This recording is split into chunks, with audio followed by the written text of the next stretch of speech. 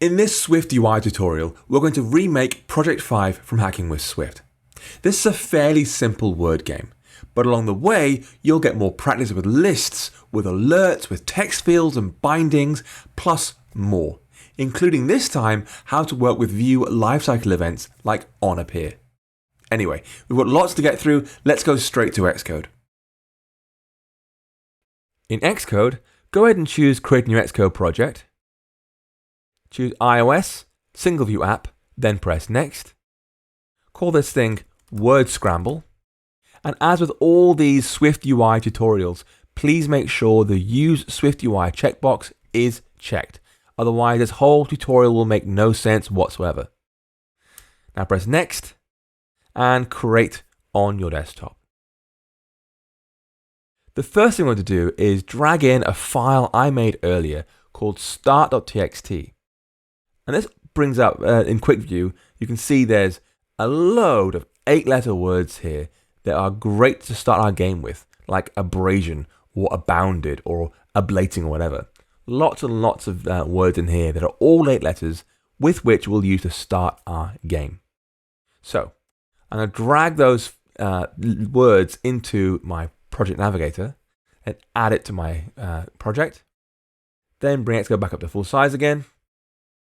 And I can hide both the left and right hand bars here. I'll press resume to try the auto preview, like that. Okay, so we now have our start word list. The first thing we want to do is make a navigation bar at the top. Because when that game starts, we want to pick a random word from that file and show it in the space at the top here, so players know what they're guessing from. So first, we'll make some new state. We'll say @state private var current word is equal to an empty string. And this will contain the word they're trying to guess, like silkworm, for example, the 8-letter word they try and work from. I want to show that in a navigation view at the top. So wrap this text in a navigation view. Like that. Now, we want to show our title at the top there, so it's clearer than just an empty string. So I'll say this text thing is wrapped in a VStack. And that VStack has the navigation bar title being a text view of, I'll just do static text, like that. And that will show the text they're trying to guess from, our current word. Now obviously we want to put in here current word, not just the word static text. But now the problem is it goes away because this thing is an empty string. And of course we want an actual word to guess from. So what we'll do is we'll write a new method below body called startGame.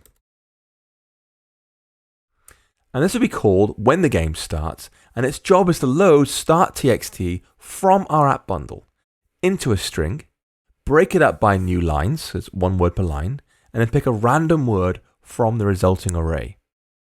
So we can say if let start words URL equals bundle.main.url for resource, and it was called start with the extension txt. If that worked, awesome. Let's now load that into a string. If let start words equals try ?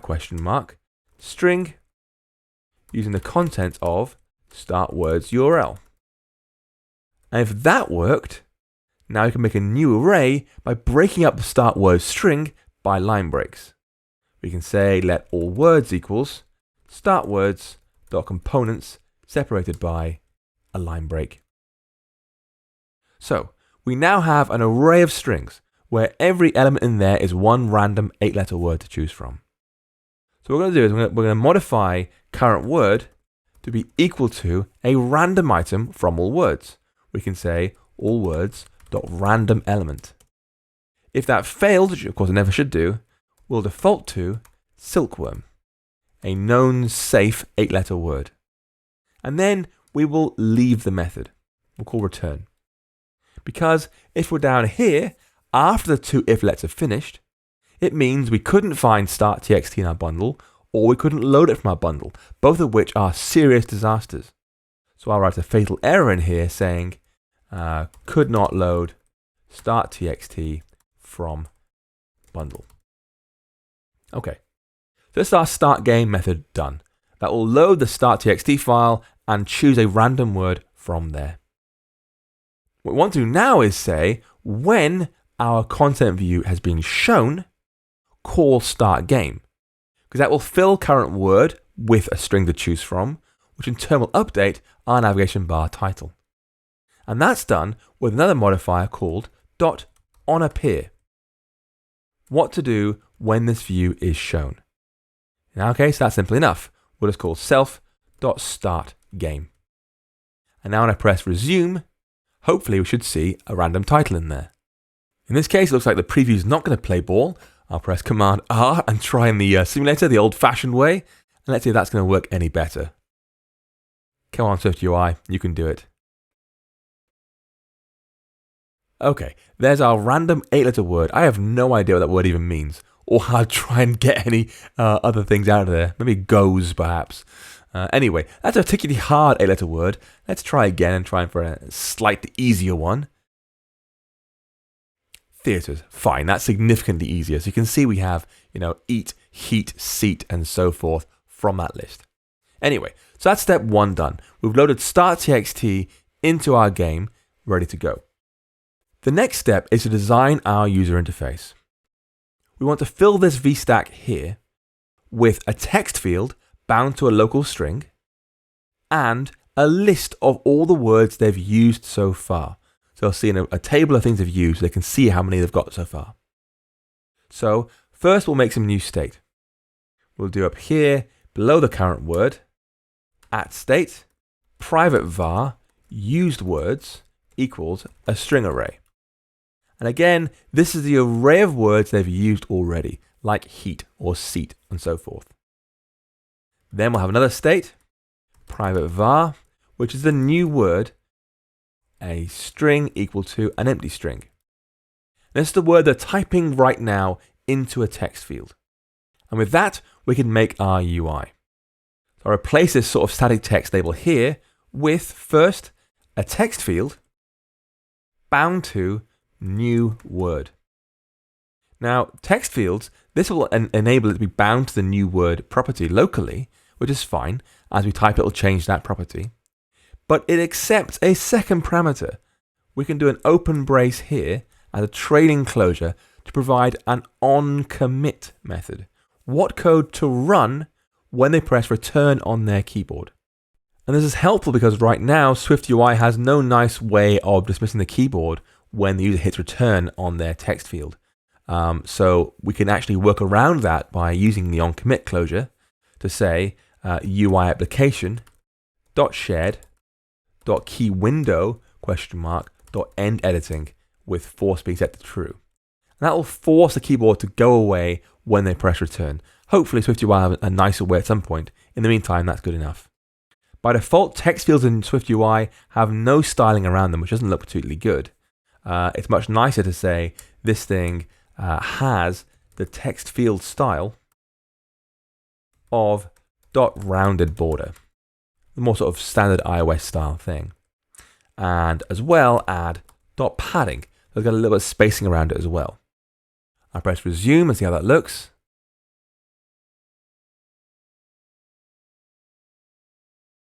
Okay, and there's our text field there. Below the text field, we're going to add a list, a table, using all the used words we've had so far. And this is a sort of primitive string array, we have to provide .identified by \self. So it knows how to make unique items in that list. We'll do word in, and then just wrap that in a text view. So the words will appear below, like that, as you can see. Great. So when they type into their text field and hit the return key, it will trigger this onCommit closure here, which will cause the end editing method to be called on the application, which will make the whole thing resign first responder and hide the keyboard. But we also want to do something else here. They've typed a word in and hit return. They want to add that new word to their used words array. They want to use this thing. Now, we don't want to let them have anything there, of course. If they have the word, was it theatres we had a minute ago, they can't type in chicken, for example. You can't spell chicken from theatres. Equally, we want to make sure the words are real. They can't actually just make up words. And similarly, of course, we want to make sure the word's original. They can't use the word heat 10 times to get 10 points. So the number of checks we'll run here to make sure this thing's good. It takes a little bit of code, but nothing too complicated, I think. So first we'll say, below start game, make a new method called func_is_original. Word string, return bool. And this is all it's going to do is say, return does not used words contains that word. If it does contain the word, it means it's not original, so we'll return false.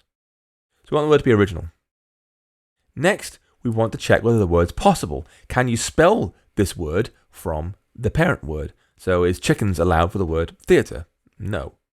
So we'll do func is possible word string. Returns a bool. And the way we'll do this is actually quite straightforward. We'll make a temporary copy of our word first by doing temp word equals current word dot lowercase. And then what we'll do is we'll loop over every letter, in the word they provided us. So we'll do for letter in word. Does that letter exist in our temporary copy of their word, in this temp word variable here? So if let pos equals temp word dot range of the string form of that letter.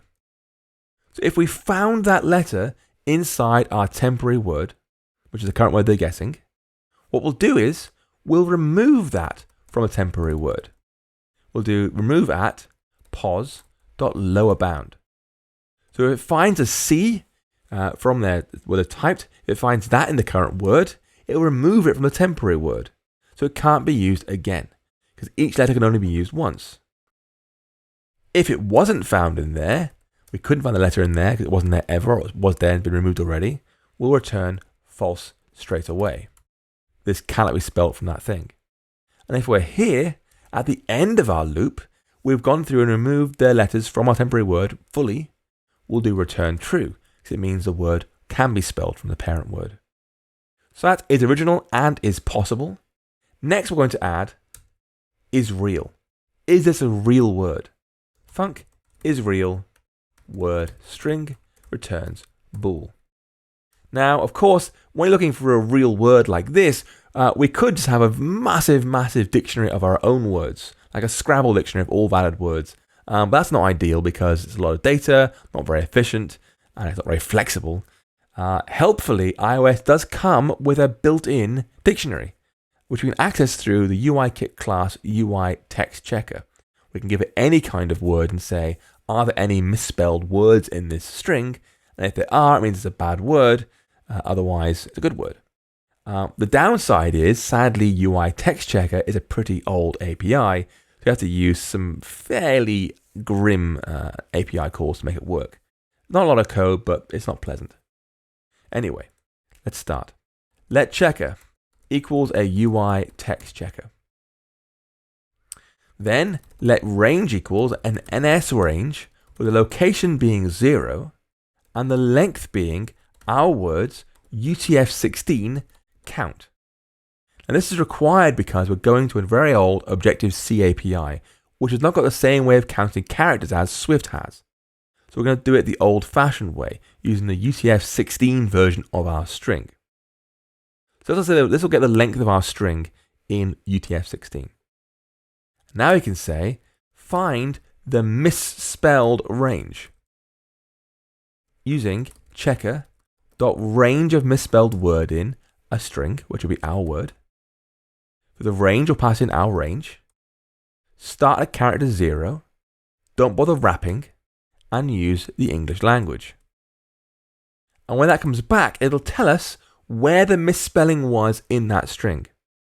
But if there was no misspelling, we'll get back NS not found, a special value, meaning there was no misspelling. So we'll do return misspelled range dot location is equal to NS not found.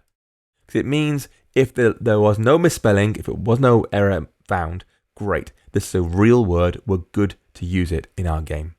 With those three written, we can now combine them into a new method called addNewWord. This will call isOriginal, and then call isPossible, and then call isReal. And if all three pass, it means our word is good to use. So let's make some space above isOriginal and do func addNewWord. This will start by lowercasing the word they entered, so we don't have any case sensitivity issues. We'll say let lower answer equals new word dot lowercased. So get the word they typed in and lowercase it. And now check that the lower answer of that is original. Guard is original, word, lower answer, else, return. This word is not original. Then guard is possible, word, lower answer, else, return. And finally, guard is real, word, lower answer, else, return. And if you make it to here, on line 63, it means the word is original and possible and real, so it's good to go. We can write use words dot insert lower answer at index 0, and we'll clear new word directly afterwards. So we're going to put the word they typed at the top of the array, index 0. That way it'll show at the top of the list as well, so they can see it appear as they typed, right, being very far below the keyboard. We'll also clear the new word field, so we'll blank out that text field again. So now we have this add new word method. We can go up to where we force the keyboard to resign, which is here. At this point, we can call self.addNewWord before we cause the keyboard to resign. Call that method we just wrote. And now the game kind of works. I press Command R to try it out. Let's see how it looks.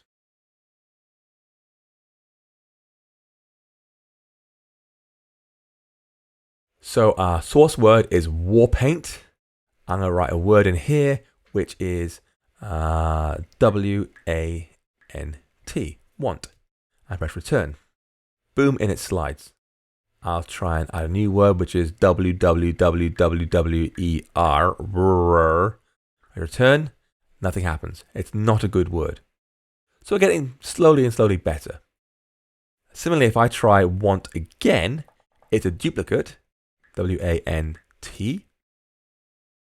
Doesn't like that one either. Great. Of course, just failing silently isn't a great experience. We really want to show users what went wrong.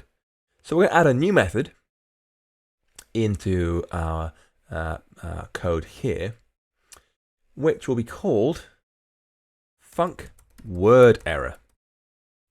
This is when they get a mistake in their words. They've tried to use a duplicate word, or they can't spell that word, or it's not a real word. And this thing will be called with a title string and a message string. What we want to do really is put that into an alert on the screen so you can see, whoops, you've used that word already, whatever it is. To do that, we need three new state properties. The title for an alert, the message for an alert, and whether the alert is currently showing or not. I'm going to scroll up and add those three now. So we can say up here, at state, private var, error title is an empty string. At state, private var, error message, also an empty string. And at state, private var, showing error is false. So we're not showing the error by default. Next, we want to attach that as a presentation to our view. So we have an HTML title, we have onAppear. After that, I'm going to do dot presentation and bind that to $showing error, which means when showing error is true, show the content of the presentation and reset showing error back to false when the alert's hidden. So in here, we're going to say our presentation is an alert with the title being the text form of our error title. The message will be the text form of our error message. And the dismiss button is going to be .default with the text, OK. I acknowledge my mistake. And now we can fill in the word error method. So we can basically set those two values and make sure we enable the error being shown, the alert being shown down here in word error. So we'll say error title equals our title, error message equals our message. And importantly, showing error is true. That makes the alert actually appear. And now we can just call that from the other places. We have our returns up here. Is the word original? If it's not, we'll call word error with the title being word used already, and the message being be more original. If a word's not possible, we'll say word error, title being word not recognized, message being you can't just make them up, you know. Like that. Boom. And finally, if the word is not real, we'll do word error. Title will be word not possible. And the message being that isn't a real word. Fine. Okay, so we're now calling word error from 3 different places, all going through that same method, which copies across the title and message to the alert and sets showing error to be true, which actually makes it appear on the screen. And with that, our game should actually work in full, all being well. Press Command R one last time. The word is blubbery. I'm going to try blub. Oh, I'm going to use the soft keyboard on screen. Blub. Return. Oops, didn't like blub. Let's try blue. Blue's even better, actually. Blue. Return. There we go. I'll switch to the hardware keyboard, perhaps, much easier. We can spell rue. Rue's good. We could try doing berry. Berry is not possible because it uses the R twice. Boom. Not recognized. So you can see the whole thing comes together quite nicely. That's another SwiftUI project complete. I hope you can now see the amount of SwiftUI code we need to write is actually quite small. It's mostly regular Swift code you'd have written just the same on UIKit.